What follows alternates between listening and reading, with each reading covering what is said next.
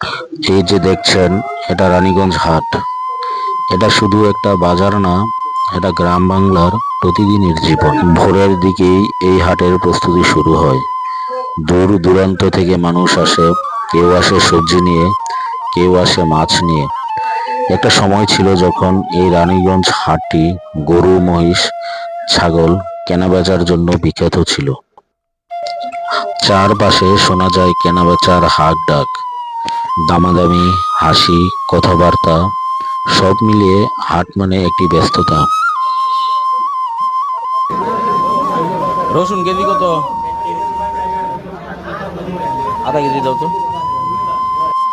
আসলে এই হাটে শুধু পণ্য না, বিক্রি হয় বিশ্বাস, বিক্রি হয় পরিশ্রমের ফসল।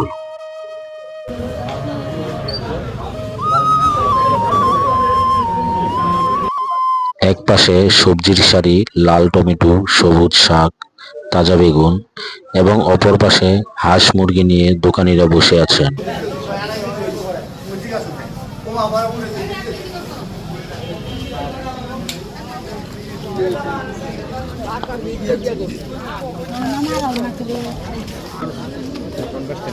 এটা কিরা কেটে আসি না বাইতে কিরা কেটে আসি যে কম বেসন দেখ কেন মোটো